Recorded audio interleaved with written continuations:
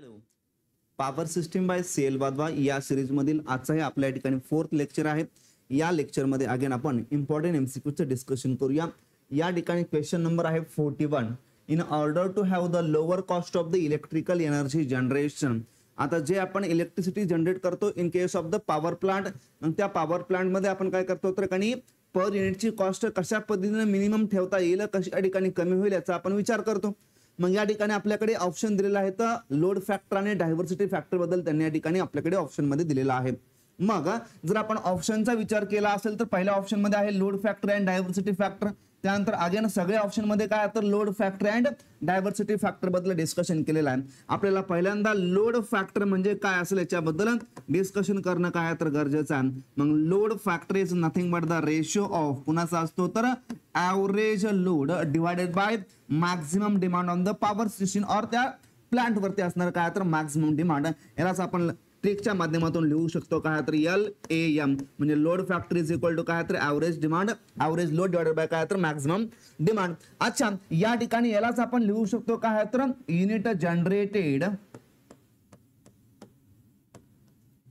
In a particular time setting divided by या ठिकाणी जो काही टाइम आहे का तो टाइम आपण काय करतो इथं घेतो आणि मल्टिप्लाय बाय काय तर त्या ठिकाणी असणार मॅक्झिमम डिमांड। जर सपोज आपल्याकडे इयर दिला असेल तर आपण काय करतो तर unit generated in a year म्हणजे एका वर्षामध्ये आपण किती युनिट त्या ठिकाणी जनरेट केलेला आहे डिवाइडेड बाय काय करतो तर एका वर्षामधले काय तर नंबर ऑफ टोटल आवर्स किती असतात तर 8760 हे काय तर आपल्याकडे एका वर्षामध्ये असणारे काय तर टोटल आवर्स आहेत।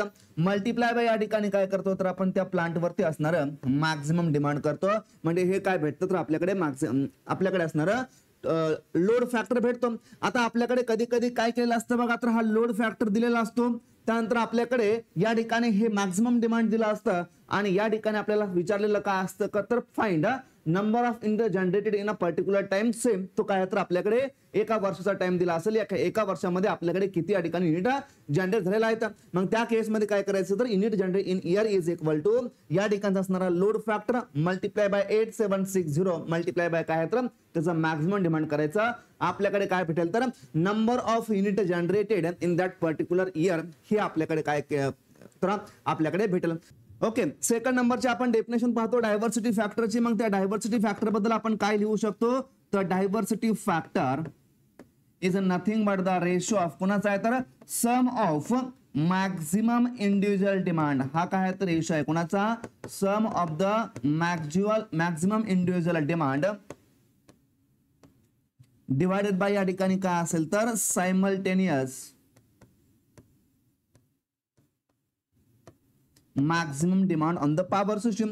याचा अर्थ काय आहे तर आपल्याकडे सपोज जे काय पॉवर प्लांट आहे त्या पॉवर प्लांट वरती काय आहे तर आपल्याकडे लोड अशा पद्धतीने आहेत 10 असेल 20 असेल 50 असेल त्यानंतर काय आहे तर 70 हे काय तर आपल्याकडे चार पद्धतीचे लोड आहेत पॉवर प्लांट वरती। मग या ठिकाणी आपण काय करतो तर सम ऑफ द इंडिव्हिज्युअल म्हणजे हा जो काय 10 आहे तो 10 मेगावॅट या ठिकाणी आपण घेऊया। हा 10 मेगावॅट काय आहे तो स्वतःमध्येच मॅक्झिमम आहे। हा 20 मेगावॅट काय आहे तर इटसेल्फ साठी काय तर मॅक्झिमम। हा 70 मेगावॅट काय आहे तर याच्या स्वतःच काय तर इंडिव्हिज्युअली मॅक्झिमम आहे। म्हणजे आपण वरती काय करतो सगळ्यांचा सम करतो म्हणजे 10 प्लस 20 प्लस 50 प्लस काय आहे तर 70 डिवाइड बाय आपण काय करतो सायमल्टेनियस मॅक्झिमम डिमांड म्हणजे या लोड पैकी सगळ्यात मॅक्झिमम कोणता आहे तर याच्यापैकी सगळ्यात मॅक्झिमम आहे 70 म्हणजे या ठिकाणी आपण याला काय करतो 70 असं करतो। वरची जी काय बेरीज आहे का ती बेरीज काय येईल तर जास्त येईल म्हणजे किती येईल ही तर याकडे 150 येईल डिवाइडेड बाय काय करा तर 70 करा म्हणजे याचा आन्सर आपल्याकडे काय भेटेल तर याचा आन्सर हे ग्रेटर दॅन 1 फीट भेटेल। काय भेटेल तर ग्रेटर दॅन 1 भेटेल म्हणजे डायव्हर्सिटी फॅक्टर हा जनरली काय असतो तर ग्रेटर दॅन 1 असतो। आता जो काय लोड फॅक्टर आहे का तो लोड फॅक्टर बेसिकली काय असतो तर लेस दॅन 1 असतो का तर या ठिकाणी जो काय असणारा ॲव्हरेज लोड आहे का ह्या ॲव्हरेज लोड प्लांट वरती काय असतो तर always less than the maximum demand असतो। काय असतो तर ॲव्हरेज लोड हा always less than the maximum demand असल्याच्या कारणामुळे लोड फॅक्टरची व्हॅल्यू काय असते लेस दॅन 1 असते। म्हणजे याला आपण लिहू शकतो काय तर LF इज लेस दॅन काय तर आपल्याकडे 1 जर काही लोड फॅक्टर हा 1 असेल तर त्या केस मध्ये काय असेल तर प्लांट मध्ये असणारा जो काय ॲव्हरेज लोड आहे आणि जो काय मॅक्झिमम डिमांड आहे का ते दोन्ही काय असेल तर काही बरोबर असतील आणि त्या ठिकाणी आपल्याकडे काय असेल लोड फॅक्टर हा ठिकाणी 1 असेल। अच्छा, मॅक्झिमम डिमांड बद्दल आपल्याकडे आणखी गोष्ट महत्त्वाची काय तर मॅक्झिमम डिमांड जर आपण विचार केला असेल तर 10 आहे 20 आहे 50 आणि 70 आहे याच्यापैकी सगळ्यात जास्त मॅक्झिमम डिमांड कोणता तर 70 आहे. आता या मॅक्झिमम डिमांडला प्लांटला आपल्याला फुलफिल करायचा, मग प्लांटची कॅपॅसिटी कशा पद्धतीने पाहिजे, तर प्लांट हायना काय केलं पाहिजे, तर हे 70 मेगावॅट ट्रिकाने काय केलं पाहिजे, जनरेट केलं पाहिजे, याला डिलिव्हर केलं पाहिजे. पण त्याचबरोबर त्याच्याकडे काहीतरी ठिकाणी रिझर्व्ह कॅपॅसिटी शिल्लक असली पाहिजे, जेणेकरून त्याला काय करता येईल, तर त्याला इमर्जन्सी कंडिशन मध्ये त्या रिझर्व्ह कॅपॅसिटीचा वापर करता येईल. म्हणजे आपल्याकडे सपोज एखादी 70 मेगावॅट हे काय तर मॅक्झिमम डिमांड आहे, आणि जर आपण प्लांटच या ठिकाणी 70 मेगावॅटचा कन्स्ट्रक्ट केला असेल, तर या ठिकाणी काय होईल आपल्याकडे, तर रिझर्व्ह कॅपॅसिटी कोणती राहील का तर नाही, म्हणजे इमर्जन्सीच्या केसमध्ये कोणती पॉवर आपल्याकडे शिल्लक राहील का तर नाही. म्हणून आपण प्लांटला अशा पद्धतीने कन्स्ट्रक्ट करण्याचा प्रयत्न करतो की त्या प्लांटचा मॅक्झिमम डिमांड तर फुलफिल केलं पाहिजे, प्लस त्याच्याकडे काय पाहिजे तर काही रिझर्व्ह कॅपॅसिटी काही शिल्लक पाहिजे. म्हणजे जर आपल्याकडे 70 मेगावॅट हे मॅक्झिमम डिमांड येत असेल, तर त्या केसमध्ये आपण काय करणार, तर प्लांटला या प्लांटची कॅपॅसिटी काय असेल तर नक्कीच ग्रेटर दॅन 70 मेगावॅट पेक्षा असायला पाहिजे. हा पॉईंट काय तर आपल्याकडे महत्वाचा. म्हणजे plant capacity is so chosen that it can fulfill maximum demand easily with reserving some reserve capacity. म्हणजे त्यांना मॅक्झिमम डिमांड तर फुलफिल केलं पाहिजेच, पण त्याच्याकडे काहीतरी ठिकाणी रिझर्व्ह कॅपॅसिटी सुद्धा फुलफिल असली पाहिजे, जी या ठिकाणी इमर्जन्सी कंडिशन मध्ये लागेल. मग या ठिकाणी आपल्याकडे 70 मेगावॅटचा काय तर मॅक्झिमम डिमांड आहे, आपल्याकडे प्लांटची कॅपॅसिटी मग तुम्ही 80 मेगावॅट घेतली तर आपल्याकडे रिझर्व्ह कॅपॅसिटी काय होईल तर 10. जर आपण 90 मेगावॅट घेतली तर आपल्याकडे काय होईल तर रिझर्व्ह कॅपॅसिटी या ठिकाणी 20 मेगावॅट राहील. आता तुम्ही जेवढी या ठिकाणी प्लांटची कॅपॅसिटी वाढवाल का, तेवढ्या या ठिकाणी काय होईल तर आपल्याकडे प्लांटची जी काय पर युनिट कॉस्ट आहे का जनरेशनची, ती काय करेल तर आपल्याकडे वाढेल. जर या ठिकाणी 70 मेगावॅट हा काय तर आपल्याकडे मॅक्झिमम डिमांड आहे, आणि याच डिमांडला जर एकाने आपण काय केलं तर कमी करण्याचा प्रयत्न केला, त्यालाच आपण काय केलं तर 60 केला असेल, तर 70 ऐवजी जर आपण 60 हे मॅक्झिमम डिमांड असेल, तर त्या केसमध्ये आपल्याकडे प्लांटची कॅपॅसिटी काय ठेवायला लागेल तर या 60 पेक्षा जास्त ठेवायला लागेल. म्हणजे 70 जर आपण ठेवले असेल तर त्या केसमध्ये जी काय कॉस्ट आहे ती कॉस्ट काय होईल आपल्याकडे तर कमी होईल. म्हणून या ठिकाणी आपण काय म्हणतो तर जी काय पर युनिट कॉस्ट आहे का, ती पर युनिट कॉस्ट ही डिपेंड आहे कशावरती, तर पर युनिट कॉस्ट ही डिपेंड असते आपल्याकडे जे काय प्लांटची कॅपॅसिटी आहे का, आणि जे काय प्लांटच्या ठिकाणी मॅक्झिमम डिमांड आहे का.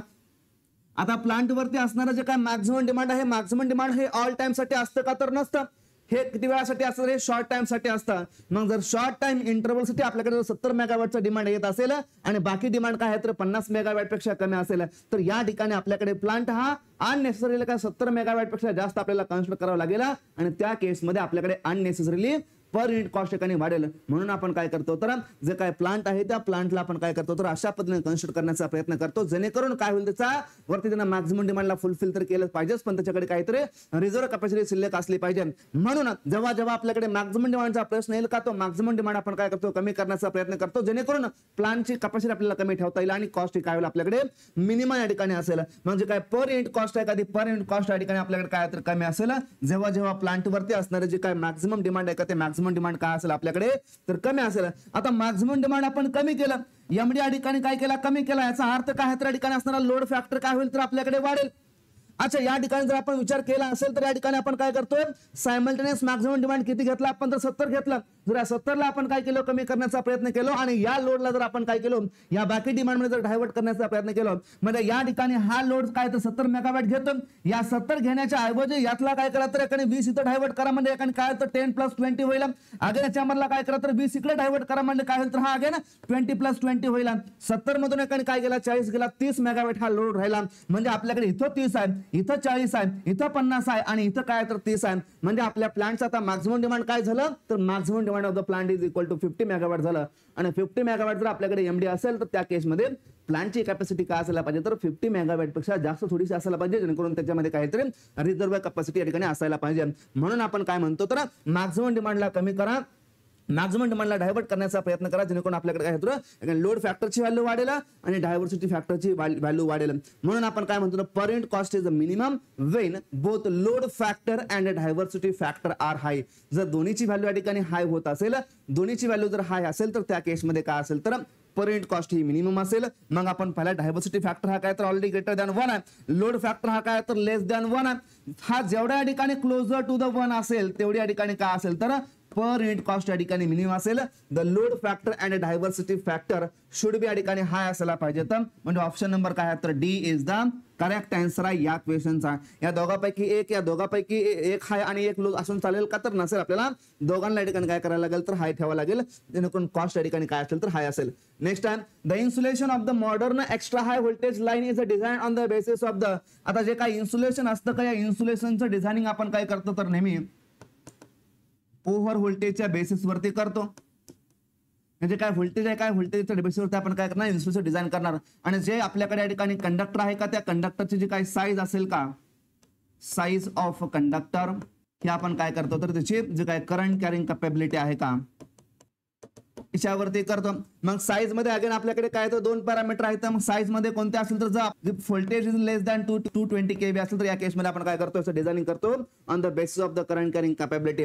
पण जर आपल्याकडे व्होल्टेजची व्हॅल्यू ही ग्रेटर दॅन 220 kV असेल का तर या केसमध्ये आपण काय करतो जो काय साईज ऑफ कंडक्टर आहे का ही size of conductor is design on the basis of काय असेल तर जे का आपल्याकडे कोरोना आहे का त्या कोरोनावरती आणि त्याचबरोबर जी काही इलेक्ट्रिक फील्ड इंटेन्सिटी आहे का त्या इलेक्ट्रिकल फील्ड इंटेन्सिटीवरती आपण काय करतो या कंडक्टरचे साईज डिझाइन करण्याचा प्रयत्न करतो. आता इन्सुलेशन मध्ये आपल्याकडे तसंच आहे. आपल्याकडे ओव्हर व्होल्टेज मध्ये आपण काय करतो दोन पद्धतीचे ओव्हर व्होल्टेज पाहतो. एक असतो काय तर आपल्याकडे लाइटनिंग ओव्हर व्होल्टेज आणि दुसरा असतो आपल्याकडे काय तर स्विचिंग ओव्हर व्होल्टेज, यालाच आपण काय म्हणतो इंटरनल ओव्हर व्होल्टेज असं म्हणतो. मग लाइटनिंग मध्ये आपण पाहतो काय तर डायरेक्ट लाइटिंग आहे, त्यानंतर डायरेक्ट लाइटनिंग आहे, त्यानंतर काय तर इनडायरेक्ट लाइटनिंग आहे. आणि स्विचिंग ओव्हर व्होल्टेज म्हणजे काय आहे तर सर्किट ब्रेकरचं क्लोजिंग आहे ओपनिंग आहे याच्यामुळे होणाऱ्या व्होल्टेजला आपण काय म्हणतो तर स्विचिंग ओव्हर व्होल्टेज असं म्हणतो.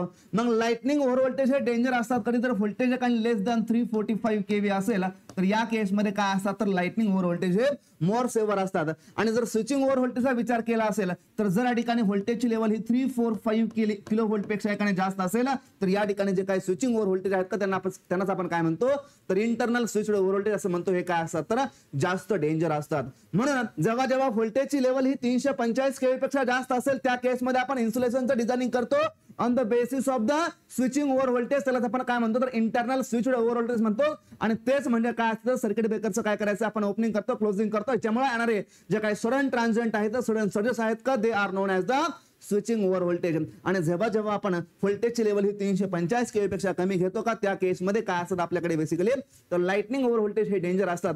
आणि त्या केसमध्ये जे काही इन्सुलेशनचं डिझाइन आहे का ते इन्सुलेशनचं designing on the basis of the काय असतं तर लाइटनिंग ओव्हर व्होल्टेज असतं. मग लाइटनिंग ओव्हर व्होल्टेज मध्ये आपण पाहतो काय तर आपल्याकडे डायरेक्ट लाइटिंग स्ट्रोक आहेत आणि इनडायरेक्ट लाइटनिंग स्ट्रोक आहेत. अगेन जर आपण डायरेक्ट लाइटनिंग स्ट्रोकचा विचार केला असेल का तर या केसमध्ये आपण काय करतो तर जे काय आपल्याकडे ओव्हरहेड ट्रान्समिशन लाईन आहे का या ओव्हरहेड ट्रान्समिशन लाईन साठी आपण काय करतो तर अर्थ वायर असेल तर आपण सील्ड वायर असं म्हणतो, त्यालाच आपण काय म्हणतो तर ग्राउंड वायर असं म्हणतो. म्हणजे डायरेक्ट लाइटनिंग स्ट्रोक पासून आपल्याकडे ट्रान्समिशन लाईनला वाचवायचा एक तर आपण अर्थ वायर सील्ड वायर और ग्राउंड वायर युज करूया जे की काय असेल तर आपल्याकडे असणारा टॉप मोस्ट कंडक्टर असतो. जर डायरेक्ट लाइटनिंग स्ट्रोक पासून आपल्याकडे जे काय आपल्याकडे पॉवर स्टेशन आहे का किंवा जे काही सब स्टेशन आहे का याच्यामध्ये असणारे जे काही इक्विपमेंट आहेत का प्रोटेक्ट करायचं आहे यासाठी आपण काय करतो तर अर्थिंग स्क्रीनचा यूज करतो. जे काय असते का कॉपरच्या ठिकाणी कॉपर या मेटलचे जाळी असते जे करतो आपण कुठं तर जे काय आपल्याकडे इक्विपमेंट आहेत का इक्विपमेंटच्या वरती असं काय असतं कव्हरिंग असतं जेणेकरून जर आपल्याकडे डायरेक्ट लाइटिंग स्ट्रोक आला असेल तर या ठिकाणी काय होईल तर हा स्ट्रोक ग्राउंड मध्ये जाईल. सर्ज एकाने काय करेल तर ग्राउंड मध्ये जाईल आणि त्याचा इम्पॅक्ट त्यावरती होणार नाही. तर जर आपल्याकडे इनडायरेक्ट लाइटनिंग स्ट्रोक असतील तर इनडायरेक्ट लाइटनिंग स्ट्रोक पासून आपल्याकडे ट्रान्समिशन लाईनला वाचवायचा आहे सबस्टेशनला वाचवायचं. यासाठी आपण काय करतो तर सर्ज डायव्हर्टर असतील त्यालाच आपण लाइटनिंग अरेस्टर असं म्हणू शकतो. याचा काय करतो तर आपण उपयोग करतो. म्हणजे एलए असेल किंवा सर्ज डायव्हर्टर असेल याचं काम काय तर हाय ट्रान्झिएंटची हाय व्होल्टेजची और ओव्हर व्होल्टेजचं प्रोटेक्शन आपण करतो कुणाच्या माध्यमातून तर या सर्ज डायव्हर्टर और सर्ज अरेस्टरच्या माध्यमातून करतो जे काय करतात तर इनडायरेक्ट लाइटनिंग स्ट्रोक पासून वाचवतात. मग इनडायरेक्ट लाइटनिंग स्ट्रोक म्हणजे काय तर जे स्ट्रोक या ठिकाणी डायरेक्टली लाइटनिंगच्या माध्यमातून क्लाउडच्या माध्यमातून येत नाही तर त्यांनाच आपण काय म्हणतो तर इनडायरेक्ट लाइटनिंग स्ट्रोक असं म्हणतो. अच्छा याच्या पुढचा एक पॉइंट असतो सर्ज अब्झॉर्बर. आता सर्ज अब्झॉर्बर काय करतो बेसिकली तर जे काय सर्ज आहे का किंवा जे काय ट्रान्झिएंट व्होल्टेज आहे का याचं काय करतो तर स्टिफनेस ऑफ वेव्ह फ्रंटला कमी करण्याचा प्रयत्न करतो. म्हणजे त्याची काय करतो तीव्रता कमी करण्याचा प्रयत्न करतो. कोण असतो सर्ज अब्झॉर्बर असतो. आणि सर्ज डायव्हर्टर काय करतो तर सर्जला डायव्हर्ट म्हणजे हाय व्होल्टेजला काय करतो ग्राउंडला डायव्हर्ट करण्याचा प्रयत्न करतो. दोघांमधला हा काय तर बेसिकली डिफरन्स आहे. आता आपल्याकडे जे काय modern extra high voltage line आहे का या मॉडर्न एक्स्ट्रा हाय व्होल्टेजच्या लाईनचं जे काय आपल्याकडे व्होल्टेजची रेंज असते का ती व्होल्टेजची रेंज ग्रेटर दॅन काय असते बेसिकली तर 345 किलो व्होल्ट पेक्षा काय असतं ग्रेटर असते. काही काही ठिकाणीचा रेफरन्स काय तर V is greater than 400 kilo volt असेल तर यालाच आपण काय म्हणतो तर modern extra high voltage line म्हणतो. काय म्हणतो? Modern extra high voltage line. म्हणजे व्होल्टेजची लेवल 400 kV पेक्षा जास्त आहे आणि लेस दॅन 765 kV पेक्षा कमी आहे, यालाच आपण काय म्हणतो modern extra high voltage line असं म्हणतो. आपण काय केलं तर एक बाउंड्री घेतली कोणाची तर 345 kV ची बाउंड्री घेतली. 345 kV पेक्षा जर व्होल्टेजची लेवल जास्त असेल तर त्या केसमध्ये आपण इन्सुलेशनचं डिझायनिंग करतो on the basis of the switching over voltage, त्यालाच आपण म्हणतो काय तर switched internal over voltage. So या ठिकाणी या क्वेश्चनचा आन्सर काय असेल तर option number B switching over voltage is the correct answer असेल. हे जे काय लाइटनिंग ओव्हर व्होल्टेज आहे काय lightning over voltage answer possible कधी आहे तर आपल्याकडे व्होल्टेजची लेवल ही लेस दॅन 345 किलो व्होल्ट असेल तर या केसमध्ये आपल्याकडे काय करतो आपण तर या लाइटनिंग ओव्हर व्होल्टेज या इन्सुलेशनचं डिझायनिंग करतो. मग जे काय आपल्याकडे व्होल्टेजची लेवल आहे का त्या व्होल्टेजच्या लेवलनुसार आपल्याकडे ट्रान्समिशन लाईनचं क्लासिफिकेशन केलं असतं. लो व्होल्टेजला आपण म्हणतो काय तर 50 पासून 1 kV पर्यंत आहे. त्यानंतर मिडियम व्होल्टेज काय तर 1 kV पासून 100 kV पर्यंत आहे. त्यानंतर हाय व्होल्टेजची रेंज असेल 100 kV पासून 345 kV पर्यंत. एक्स्ट्रा हाय व्होल्टेजची रेंज असेल 350 पासून 765 पर्यंत आणि voltage above the 765 kV is non as the ultra high voltage. ह्या काय तर व्होल्टेजच्या रेंज आहेत.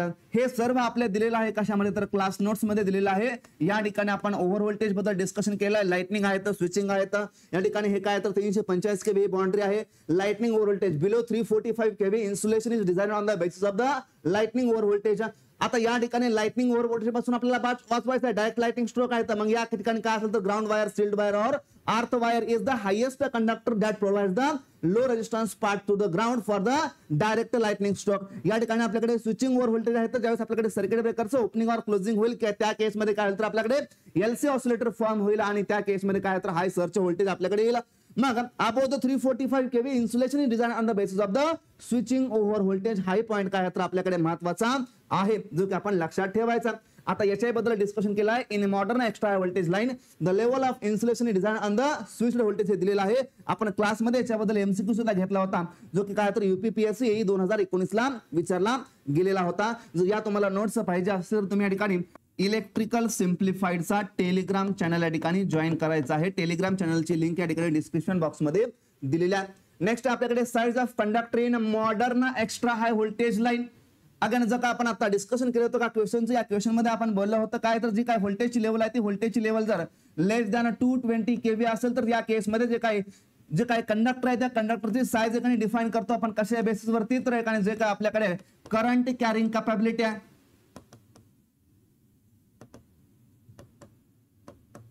म्हणजे हा करंट किती ठिकाणी वाहून नेणार आहे आणि जर आपल्याकडे व्होल्टेजची लेवल ही ग्रेटर दॅन 220 kV असेल तर या केसमध्ये आपण काय करतो तर जे काय साईज आहे का ते साईज आपण डिझाइन करतो कशा बेसिसवरती तर आपल्याकडे असेल concept of corona and electric field intensity म्हणजे या ठिकाणी पर्टिक्युलर लेंथ वरती किंवा पर्टिक्युलर डिस्टन्स वरती किती व्होल्टेज आहे असं आपण काय म्हणतो इलेक्ट्रिकल फील्ड इंटेन्सिटी असं म्हणतो. म्हणजे व्होल्टेज ग्रेटर दॅन 220 kV असेल तर काय असेल आपल्याकडे तर कोरोनाचा विचार करूया किंवा आपण काय करूया तर इलेक्ट्रिकल फील्ड इंटेन्सिटीचा विचार करूया. मग या ठिकाणी ऑप्शन आहे व्होल्टेज ड्रॉप त्यानंतर ऑप्शन आहे करंट डेन्सिटी त्यानंतर आपल्याकडे दिले काय तर A आणि B. आपण व्होल्टेजचा विचार करतो का तर या केसमध्ये नाही या काय असेल तर option number C is the correct answer असेल. आपण काय करतो कोरोनाचा या ठिकाणी विचार करतो. नेक्स्ट ट्रान्समिशन लाईन आणि हा काय तर शॉर्ट ट्रान्समिशन लाईन आहे. यालाच आपण लिहितो होतं काय तर MI आणि R जो काय मो रिले का तो मो रिले म्हणजे काय असतो व्होल्टेज रेस्ट्रेंड डायरेक्शनल रिले असतो. त्यानंतर हा इम्पिडन्स रिले काय असतो तर व्होल्टेज रेस्ट्रेंड या ठिकाणी ओव्हर करंट रिले असतो आणि जो काय रिॲक्टन्स रिले असतो का तो काय असतो तर इथला डायरेक्शन आपण काढला याला आपण घेतलं कुठेतरी इथं आणि या ओव्हर करंटला काय तर as it is over current म्हणजे mho relay nothing but the voltage restrained directional relay म्हणजे हा काय तर इनहेरिटली डायरेक्शनल रिले आहे जो काय असतो आपण तर लॉंग ओव्हर ट्रान्समिशन लाईनच्या प्रोडक्शनसाठी यूज करतो. या ठिकाणी voltage restrained over current relay याच्यामध्ये कोणतं डायरेक्शन युनिट आहे का तर नाही म्हणजे हा काय तर नॉन डायरेक्शनल आहे. अगेन हा काय तर directional restrained over current relay म्हणजे अगेन हा काय तर नॉन डायरेक्शनल रिले आहे. याही गोष्टी काय तर आपल्याकडे महत्वाच्या आहेत. मग या ठिकाणीचा आन्सर काय असेल तर mho relay is nothing but the voltage restrained direction relay option number A is the correct answer for this question. Next time for stability and economic reason we operate the transmission line with the power angle in the range of. आता आपण पाहतो जे काय power system आहे का त्या power system मध्ये जे काय पॉवर फ्लोचं इक्वेशन असतं का काय असतं तर EV/x into sine of del हे काय असतं आपल्याकडे बेसिकली इक्वेशन असतं. फॉर मॅक्झिमम पॉवर ट्रान्सफर आपण काय करतो तर Pmax is equal to EV/x लिहितो आणि या केस मध्ये काय असतो तर जो काय साइन डेल आहे का तो sine del is equal to 1 that is a del is equal to काय असतो तर 90 डिग्री असतो. म्हणजे जो काय आपल्याकडे लोड अँगल आहे जो काय टॉर्क अँगल आहे का हा काय बेसिकली असतो 90 डिग्री असेल त्या केसमध्ये आपल्याला काय तर maximum power transfer capability possible आहे का तर पॉसिबल आहे. पण लोड अँगल हा 90 असेल आणि या ठिकाणी मॅक्झिमम पॉवर ट्रान्सफर होईलच असं आहे का तर नाही. आपण Pmax पाहतो म्हणजे काय पाहतो तर स्टेडी स्टेट स्टॅबिलिटी लिमिट पाहतो. म्हणजे जर आपण सिस्टमला काही स्मॉल डिस्टर्बन्स दिला असेल तर स्मॉल डिस्टर्बन्स दिल्यानंतर सिस्टम तिच्या किती वेळानंतर काय करते तर तिच्या स्टेबल पोझिशनला येते आणि त्या ड्युरेशन मध्ये ती काय करते तर मॅक्झिमम पॉवर किती ट्रान्सफर करू शकते यालाच आपण काय म्हणतो तर स्टेडी स्टेट स्टॅबिलिटी लिमिट असं म्हणतो. आणि यालाच काय म्हणतो तर आयडियल पॉवर ट्रान्सफर कॅपॅबिलिटी आपण असं म्हणू शकतो जे काय तर मॅक्झिमम पॉवर आहे आणि हेच काय तर स्टेडी स्टेट स्टॅबिलिटी लिमिट आहे. त्याचबरोबर ट्रान्झिएंट स्टॅबिलिटी लिमिट सुद्धा आहे. म्हणजे स्टेडी मध्ये आपण काय करतो स्मॉल डिस्टर्बन्स देतो आणि ट्रान्झिएंट मध्ये आपण काय करतो तर लार्ज सडन डिस्टर्बन्स देतो आणि काय करतो तर पॉवर सिस्टमचे अनालिसिस करतो. जर पॉवर सिस्टमची आपल्याकडे जे काय मशीन आहेत का जे काय इक्विपमेंट आहेत का ते जर त्याच्या ओरिजिनल पोझिशनला आले असतील तर आपलं आफ्टर द डिस्टर्बन्स तर ते काय तर ऑलरेडी स्टेबल आहेत. जर त्याच्या ओरिजिनल पोझिशनला येत नसतील तर त्यांना आपण काय म्हणतो तर अनस्टेबल आहेत असं म्हणतो. मग आपल्याकडे काय करायचं स्टॅबिलिटीचाही विचार करायचा आहे आणि इकॉनॉमिकचाही विचार करायचा आहे. मग या ठिकाणी हा जो काय डेल असतो का या डेलची रेंज बेसिकली काय असते तर डेलची रेंज असते आपल्याकडे 30 डिग्री पासून 45 डिग्री ही काय असते आपल्याकडे डेल असते. अगेन या ठिकाणी ई हे काय तर एक्साइटेशनचं व्होल्टेज आणि व्ही काय तर आपल्याकडे असणार टर्मिनलचं व्होल्टेज आहे. ही गोष्टी काय तर आपल्याकडे महत्वाच्या आहेत. याही गोष्टी काय तर आपल्याकडे महत्वाच्या आहेत. ऑप्शन नंबर काय असल्याचं तर option number B is the correct answer असेल. Next high voltage DC testing for the HV machine is restore to the. Again आपण हाय व्होल्टेजचा विचार करतो आणि मशीनचं टेस्टिंग करतो. जेव्हा जेव्हा या ठिकाणी व्होल्टेज बद्दल एक बोलला असेल का त्या व्होल्टेजचा अर्थ एकच असतो मशीन असू द्या मग ते ट्रान्सफॉर्मर असू द्या ट्रान्समिशन लाईन असू द्या किंवा काही असू द्या. जेव्हा जेव्हा व्होल्टेजचा विचार केला जाईल तेव्हा तेव्हा आपल्याला पहिली गोष्ट समजायला पाहिजे की त्या ठिकाणी इन्सुलेशनचा प्रॉब्लेम होऊ शकतो जर आपण हाय व्होल्टेज आलं सर्ज व्होल्टेज आलं किंवा पीक व्होल्टेज आलं तर. म्हणून इन्सुलेशनची डिझायनिंग आपण अशा पद्धतीने करतो की त्यानं काय केलं पाहिजे at least 2 times of its maximum पीकला रिस्टेन केलं पाहिजे. म्हणजे काय केलं पाहिजे तर विथस्टँड केलं पाहिजे. म्हणजे या ठिकाणी आपण इन्सुलेशन डिझायनिंग अशा पद्धतीने करूया की त्यानं काय केलं पाहिजे तर पीक सर्ज व्होल्टेजला ठिकाणी विथस्टँड केलं पाहिजे. व्होल्टेज जेव्हा जेव्हा बोलेल तेव्हा तेव्हा काय करेल तर इन्सुलेशन बद्दल आपण विचार करूया.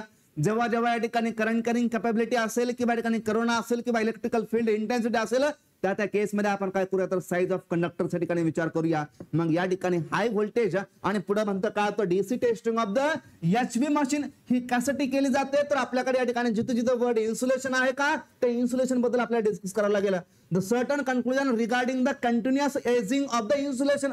अच्छा इन्सुलेशनच्या एजिंग म्हणजे काय तर इन्सुलेशनचं डिटोरेशन कसं होत आहे. म्हणजे आपण मग हा मिली हेनरी मध्ये असेल मेगा हेनरी मध्ये असेल किंवा या ठिकाणी हेनरी मध्ये असेल. मग या ठिकाणी हा जो काही इंडक्टन्स आहे या इंडक्टरची काय तर एक प्रॉपर्टी आहे काय करतो तर inductance oppose sudden change in the current हा काय करतो करंटच्या सडन चेंजला या ठिकाणी अपोज करतो. आपण या ठिकाणी इंडक्टिव्ह रिॲक्टन्स पाहतो जो की काय तर करंटच्या फ्लोला काय करतो अपोज करण्याचा प्रयत्न करतो जो की काय असतो ट्रान्समिशन लाईन मध्ये आपण घेतो किंवा कोणत्याही मशीन मध्ये काय असतो तर वाइंडिंगचा एक रिॲक्टन्स असतो. मग या ठिकाणी जर आपण इंडक्टिव्ह रिॲक्टन्सचा विचार केला तर आपण लिहितो काय तर एक्सेल आणि एक्सेल म्हणजेच काय असतो तर 2 पाय FL where F is nothing but the frequency and L is nothing but काय तर हेनरी मधला इंडक्टन्स आहे. अच्छा या ठिकाणी युनिट काय असतं आपल्याकडे तर आता ओहम असतं. म्हणजे इंडक्टिव्ह रिॲक्टन्स आहे जो पॅरामीट्रिक आणि करंटला अपोज करेल का त्याचं युनिट काय असतं आपल्याकडे ओहम. आणि जो पॅरामीटर या ठिकाणी इंडक्टर आहे आणि इंडक्टर हा काय करतो तर सडन चेंजला काय करतो तर अपोज करतो युनिट काय तर आपल्याकडे हेनरी. म्हणजे हेनरी कोणाचं युनिट आहे आणि ओहम कोणाचं युनिट आहे ही गोष्ट काय तर आपल्याकडे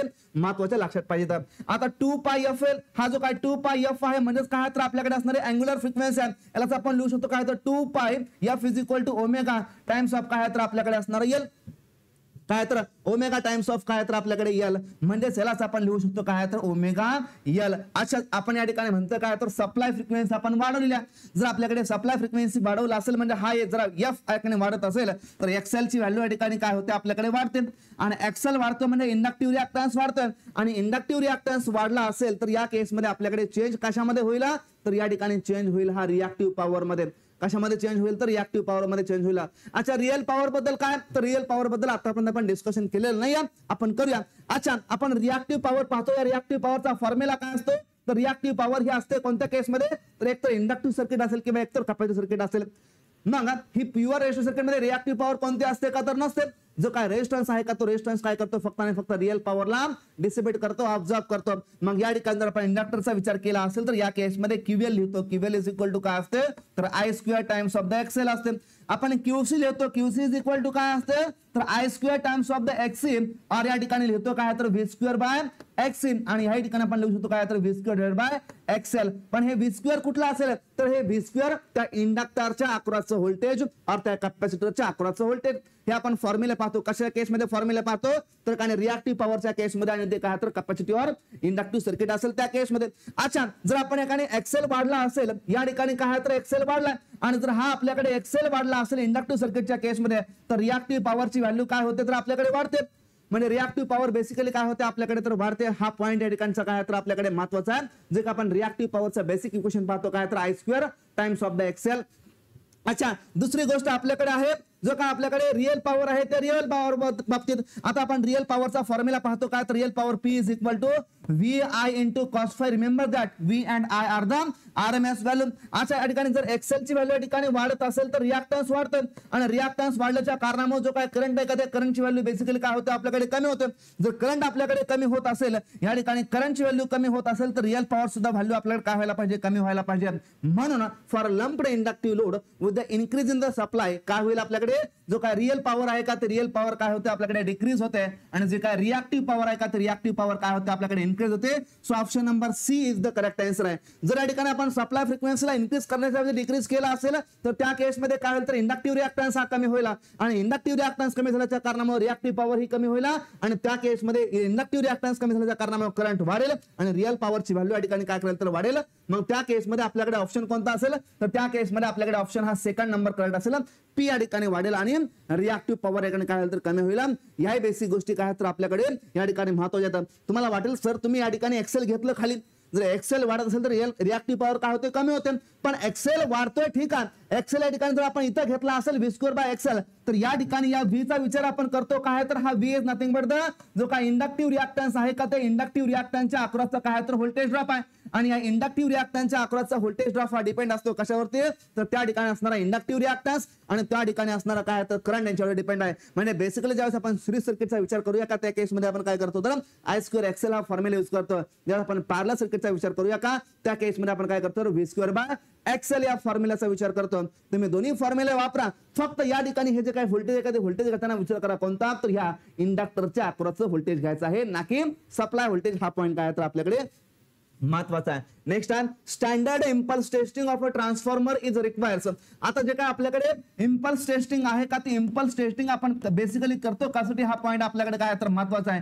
जे काय इम्पल्स टेस्टिंग आहे का ती impulse testing is a performed और यूज टू डिटरमाइन कशासाठी आपण यूज करतो तर जे काही इन्सुलेशन टेस्ट आहे का use to determine the insulation strength कोणाची of a transformer and its performance under stressed condition. आता ट्रान्सफॉर्मरची स्ट्रेस्ड कंडिशन कधी येईल तर ज्या ठिकाणी आपल्याकडे ओव्हर व्होल्टेज असतील त्या केसमध्ये. म्हणजे आपण ओव्हर व्होल्टेज पाहतो मग या ओव्हर व्होल्टेजमुळे अगेन काय तर इन्सुलेशनचा प्रॉब्लेम आहे. मग या ओव्हर व्होल्टेजलाच आपण काय म्हणतो सर्ज व्होल्टेज म्हणतो याला आपण काय म्हणतो ट्रान्झिएंट व्होल्टेज असं म्हणतो. मग ओव्हर व्होल्टेज मध्ये अगेन आपल्याकडे काय आहे तर सर्ज स्विचिंग व्होल्टेज आहेत किंवा लाइटनिंग व्होल्टेज आहेत. म्हणजे स्विचिंग व्होल्टेज असेल लाइटनिंग व्होल्टेज असेल हे काय तर आपल्याकडे असणारे ओव्हर व्होल्टेजचे अगेन काय आहेत टाइप्स आहेत. मग इम्पल्स टेस्टिंगचे अगेन काय आहेत आपल्याकडे टाइप्स असतात. कोणते कोणते असतात तर एक असते आपल्याकडे लाइटनिंग इम्पल्स टेस्ट आणि दुसरी असते कोणती तर स्विचिंग इम्पल्स टेस्ट. या स्विचिंग इम्पल्स टेस्टचा असेल किंवा लाइटनिंग इम्पल्स टेस्टचा म्हणजे बेसिकली इम्पल्स टेस्टिंगचा आपण उपयोग करतो कशासाठी तर जे काही इन्सुलेशन आहे का त्या इन्सुलेशनचे स्ट्रेंथ आपल्याला डिटरमाइन करायचे आहे. इन्सुलेशनची कॅपेबिलिटी आपल्याला पाहायची आहे. कारण इन्सुलेशन काय करतं जे काय सर्किट आहे त्या सर्किटला काय करतं शॉर्ट सर्किट पासून वाचवण्याचा प्रयत्न करतं. हा पॉईंट काय तर आपल्याकडे महत्वाचा आहे. मग याच्यामध्ये आपण पाहतो काय तर या ठिकाणी लाइटनिंग इम्पल्स टेस्ट असेल त्यानंतर स्विचिंग इम्पल्स टेस्ट असेल. अगेन जे काही इन्सुलेशन टेस्ट करतो का ते काय करतो तर आपण जे काही इन्सुलेशन आहे त्या इन्सुलेशनला काय केलं पाहिजे तर हाय ओव्हर व्होल्टेजला सस्टेन केलं पाहिजे किंवा त्याला काय केलं पाहिजे, विथस्टँड केलं पाहिजे, त्याची कॅपॅबिलिटी किती असायला पाहिजे, त्याची स्ट्रेंथ किती असायला पाहिजे, यासाठी आपण काय करतो, इम्पल्स टेस्टिंगचा उपयोग करतो. मग या इम्पल्स टेस्टिंग मध्ये आपण काय करतो, तर in this case of the impulse test 2 application of the chopped wave followed by the 1 application of the full wave. म्हणजे या केस मध्ये आपण काय करतो, तर 2 चॉप्ड वेव्हचा विचार करतो आणि त्यानंतर काय तर एक फुल वेव्हचा काय करतो, विचार करतो. म्हणजे ऑप्शन नंबर ए हा काय तर या क्वेश्चनचा correct answer. Next the supply voltage V in the diagram below is. आता या ठिकाणी हा क्वेश्चन आपल्याकडे बेसिक इलेक्ट्रिकल मधून विचारला गेला आहे. या ठिकाणी काय दिले तर 40 व्होल्ट 70 व्होल्ट आणि काय तर 100 व्होल्ट दिलेला आहे. आणि या ठिकाणी जर आपण पॅरामीटर पाहिले तर पॅरामीटर कोणते आहेत, तर या ठिकाणी आहे R, या ठिकाणी आहे हा L आणि या ठिकाणी काय आहे तर C. म्हणजे सर्किट कोणता तर सिंपल आपल्याकडे सिरीज RL सर्किट आहे. आणि ज्यावेळेस आपल्याकडे याच्यामध्ये डायनामिक एलिमेंट असतील, याच्यामध्ये मेमरी एलिमेंट असतील, त्या केसमध्ये आपण काय करतो, फेजरचा विचार करतो. मग या ठिकाणी आपण काय करणार, तर सगळ्यांची फेजर सम काढणार, का तर आपल्याकडे हे सोर्स व्होल्टेज पाहिजे. मग फेजर समच्या केसमध्ये काय करतो आपण, तर V इज इक्वल टू या ठिकाणी रेजिस्टन्सच्या अक्रॉसचा व्होल्टेज काय असेल तर VR प्लस या ठिकाणी काय तर इंडक्टरच्या अक्रॉसचा व्होल्टेज काय असेल तर VL, त्यानंतर काय तर कॅपॅसिटर अक्रॉसचा व्होल्टेज काय असेल आपल्याकडे तर VC असेल. आता फेजर मध्ये आपण काय करतो, वरती एक सिंपल एक बार देतो, हा बार असेल, हा बार असेल, म्हणजे काय तर या AC क्वांटिटी आहेत. म्हणजे या ठिकाणी हे काय तर एकमेकांना अपोजिट करतील. या ठिकाणचा इंडक्टर आणि एक ठिकाणचा काय आहे तर कॅपॅसिटर.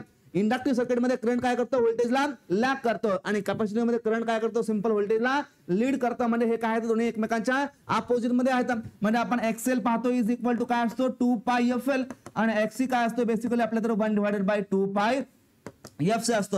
म्हणजे XL and XC are the in phase opposition to the each other. म्हणजे जर आपण सिंपल या ठिकाणी फेजर डायग्राम दाखवली, इम्पेडन्स ट्रायंगल, या ठिकाणी जर आपल्याकडे R असेल तर XL ची व्हॅल्यू कुठे असते, तर XL बेसिकली आपल्याकडे वरती असतो. म्हणजे इथून आपण वरती घेऊया, हा काय तर आपल्याकडे XL म्हणजे काय तर R प्लस JXL. आणि जर आपण XC चा विचार केला असेल तर XC काय असतो बेसिकली आपल्याकडे तर R मायनस JXC. म्हणजे या ठिकाणी हा काय तर मायनस J आहे आणि या ठिकाणी हा काय तर प्लस J आहे. म्हणजे दोघे काय तर एकमेकांच्या फेज अपोजिशन मध्ये येतात. जर दोघांचे रिएक्टन्स हे एकमेकांच्या फेज अपोजिशन मध्ये असतील तर दोघांचे व्होल्टेज सुद्धा काय असतील एकमेकांच्या अपोजिट फेजेस मध्ये असतील. म्हणून आपण दोघांच्या ठिकाणी काय करतो, वजाबाकी करतो.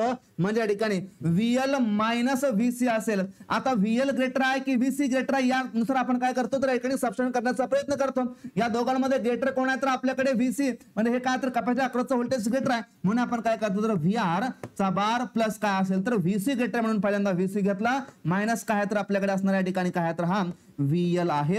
हे काय तर आपल्याकडे फेजर सम आहे. आता आपल्याला पाहिजे काय तर ऍक्च्युअली मॅग्निट्यूड पाहिजे. मग मॅग्निट्यूड मध्ये आपण काय करतो, therefore V is equal to root मध्ये VR चा square plus VC minus VL चा काय तर होल स्क्वेअर आहे. जर आपण याच्यामध्ये व्हॅल्यू ठेवल्या असतील तर VR ची व्हॅल्यू आपल्याकडे आहे 40 चा स्क्वेअर प्लस VC ची व्हॅल्यू आहे 100 मायनस 70 चा होल स्क्वेअर म्हणजे 30 चा स्क्वेअर. आपल्याकडे रूट मध्ये होईल किती तर 1600 plus 900 is equal to root मध्ये 2500 होईल, विच इज इक्वल टू काय तर 50 व्होल्ट. म्हणजे ऑप्शन नंबर काय आहे तर C is the correct answer आहे या क्वेश्चनचा. म्हणजे या ठिकाणी काय होईल तर आपल्याकडे अशा पद्धतीने फेजरच्या माध्यमातून आणि नंतर आपल्याला काय करायला लागेल, मॅग्निट्यूड घ्यावे लागेल. हाय पॉईंट काय तर आपल्याकडे महत्वाचा आहे. जर तुम्ही या ठिकाणी इथे केला असेल VR इज इक्वल टू काय तर 40 प्लस VL किती आहे तर 100 आहे मायनस 70, 100 मायनस 70 किती 30, 40 प्लस 30 इज इक्वल टू 70 असं केलं तर चालेल का, तर हे या ठिकाणी बिलकुल करेक्ट आन्सर नाही. कारण फेजर फॉर्म मध्ये आपण जेव्हा मॅग्निट्यूडचा विचार करतो का त्या केसमध्ये मॅग्निट्यूड घेतो आपण कसे, तर रूट मध्ये त्या व्हॅल्यूचा स्क्वेअर करतो. फॉर एक्झाम्पल जर आपल्याकडे इम्पिडन्स असेल Z तर Z इज इक्वल टू काय तर R प्लस JX आहे. याचा अर्थ जर आपण मॅग्निट्यूड ऑफ Z पाहिजे असेल तर काय करतो बेसिकली, तर रूट मध्ये R square plus X square करतो. आणि जर आपल्याकडे याचा अँगल पाहिजे असेल तर काय करतो, तर Z at an angle of theta. Suppose आपल्याला अँगल थीटा पाहिजे, थीटा इज इक्वल टू आपण काय करतो tan inverse of imaginary part काय तर X आहे, रिअल पार्ट काय तर आपल्याकडे R आहे. म्हणजे आपण याला लिहिणार कसं, तर Z at an angle of theta is equal to काय असेल तर हा Z मधला मॅग्निट्यूड, हा आलेला magnitude at an angle of theta. Theta म्हणजे काय तर हे थीटा. म्हणजे फेजर मध्ये आपल्याकडे या एसीच्या केसमध्ये आपल्याकडे काय तर या गोष्टी महत्वाच्या आहेत. हेच डिस्कशन आपण ऑलरेडी आपल्या क्लासमध्ये केलेलं आहे ज्यावेळेस आपण एसी सर्किट अनालिसिस पाहतो त्या केसमध्ये. नेक्स्ट आपल्याकडे the chances of the arc interruption in the subsequent current 0 is. अच्छा, जे काय आर्क आहे त्या आर्कला इंटरप्ट करायचा, आर्कला विझवायचा वेळा येतो. म्हणजे जर आपल्याकडे ए सप्लायची वेव्ह फॉर्म पाहिली असेल तर ए सप्लायच्या वेव्ह फॉर्म मध्ये आपल्याकडे जे काय करंट वेव्ह आहे का ती करंट वेव्ह काय करते, तर एका सेकंड मध्ये 100 टाइम्स ला काय करते तर झिरोला येते. काय करते तर 100 वेळा ती झिरोला येते. का तर आपण फ्रिक्वेन्सी पाहतो F इज इक्वल टू काय तर F is equal to 50 hertz असते. जर आपल्याकडे फ्रिक्वेन्सी 50 हर्ट्स असेल याचा अर्थ काय आहे तर 50 सायकल पर सेकंद, म्हणजे एका सेकंड मध्ये ही जी काय आपल्याकडे सप्लाय सायकल आहे का ती काय करते तर एका सेकंड मध्ये आपल्याकडे 50 सायकल कंप्लीट करते. एका सायकल म्हणजे काय तर एक कंप्लीट पॉझिटिव्ह आणि एक कंप्लीट निगेटिव्ह, म्हणजे ही काय तर आपल्याकडे एक सायकल एका सेकंड मध्ये ही काय करते अशा तर 50 सायकल कंप्लीट करते. जर ही 50 सायकल एका सेकंड मध्ये कंप्लीट करत असेल, सपोज आपण या ठिकाणी स्टार्टिंग केलं असेल, या ठिकाणचा हा फर्स्ट झिरो, या ठिकाणचा हा सेकंड झिरो, या ठिकाणचा हा थर्ड झिरो आणि सो ऑन जर आपण असं चालू केलं असेल तर एका सेकंड मध्ये आपल्याकडे काय तर वेव्हफॉर्म हे 100 वेळा झिरोला येते. मग आर्क इंटरप्ट करायचं कधी करायचं, जर वेव्हफॉर्मला या ठिकाणी झिरोला आले असेल की या झिरोला आल्यानंतर त्या वेव्हफॉर्मला परत पुढे वाढूच द्यायचं नाही. जर वेव्हफॉर्म पुढे या ठिकाणी जात असेल म्हणजे करंट जर आपण त्या ठिकाणी चॉप नाही केला आणि करंट जर ठिकाणी दुसऱ्या सायकल चालत असेल तर त्या ठिकाणी आर्क काय तर अगेन परसिस्ट राहिला, आर्क परत चालू राहिला. मग जर आपण फक्त आणि फक्त झिरोलाच इंटरप्ट करायचं का तर फक्त आणि फक्त झिरोलाच इंटरप्ट करायचं. जर अदर दॅन झिरोला आपण इंटरप्ट करायला गेलो तर त्या केसमध्ये आपल्याकडे काय होतं तर हाय ट्रान्झिएंट व्होल्टेज काय होतं आपल्याकडे अपियर होतंय. म्हणून करंट झिरो इंटरप्शन मेथड मध्ये आपण काय करतो, जेव्हा जे काही एसी सप्लाय का तो एसी सप्लाय जेव्हा झिरो येतो का त्या केसमध्ये काय करतो त्या आर्कला इंटरप्ट करण्याचा प्रयत्न करतो, त्या आर्कला क्वेंच करण्याचा प्रयत्न करतो. म्हणून या ठिकाणी आपल्याकडे काय तर पॉसिबल आहे, कुठं कुठं पॉसिबल आहे तर फक्त आणि फक्त झिरो इन्स्टंटलाच काय तर आपल्याकडे पॉसिबल आहे. मग या ठिकाणी म्हणते काय तर arc interruption in the subsequent current zero. आता ठिकाणी आपण आर्क इंटरप्ट करू शकतो, इथं करू शकतो, इथं करू शकतो, इथं करू शकतो. जर आपण इथं केलं इथं नाही झालं तर आपण इथं करू शकतो, जर आपण इथं नाही केलं तर आपण इथं करू शकतो. पण काय होईल तर जेव्हा आपण आर्कला पुढे ढकलत जाऊ का त्या केसमध्ये काय तर हाय ट्रान्झिएंट व्होल्टेज हे अपियर होण्याचे काय तर चान्सेस आहेत. म्हणून जर का आपल्याकडे chances of the arc interruption in the subsequent current zero हे काय होतात तर इन्क्रीज होतात. कुणाच्या केसमध्ये तर जे काय ऑइल सर्किट ब्रेकर आहे का त्या ऑइल सर्किट ब्रेकरच्या केसमध्ये जे काय आर्क इंटरप्शनचा चान्सेस आहे का तो काय होते बेसिकली वाढतोय, म्हणजे increase in case of the oil circuit breaker. आणि जो आपल्याकडे एअर ब्लास्ट सर्किट ब्रेकर आहे का त्या एअर ब्लास्ट सर्किट ब्रेकर मध्ये जो काय आर्क इंटरप्शन चान्स आहे का तो बेसिकली काय होतो तर डिक्रीज होतोय. हाय पॉईंट काय तर आपल्याकडे महत्वाचा the chances of the arc interruption in the subsequent current zero is, याचा अर्थ काय तर आपल्याकडे करंट झिरोची व्हॅल्यू पुढे सरकत जाते म्हणजे पुढच्या इन्स्टंटला जाते. मग या केसमध्ये आपण पाहिलं होतं आताच काय तर जो काय आपल्याकडे ऑइल सर्किट ब्रेकर आहे का याच्यामध्ये काय होतं तर बेसिकली इन्क्रीज होत आहे आणि decrease in case of the air blast circuit breaker, म्हणजे ऑप्शन नंबर बी हा काय तर या क्वेश्चनचा करेक्ट आन्सर आहे. अशा पद्धतीने आपल्याकडे जे काय डिस्कशन आहे का ते डिस्कशन काय तर क्वेश्चनचं महत्वाचं आहे. या ठिकाणी या सेशन मध्ये आपण थांबतोय. जर तुम्हाला सेशन आवडला असेल तर सेशनला नक्की लाईक करा, कमेंट करा आणि तुमचा काही फीडबॅक असेल तर फीडबॅक तो नक्की या ठिकाणी सेशनच्या कमेंट बॉक्स मध्ये सांगा. Thank you very much.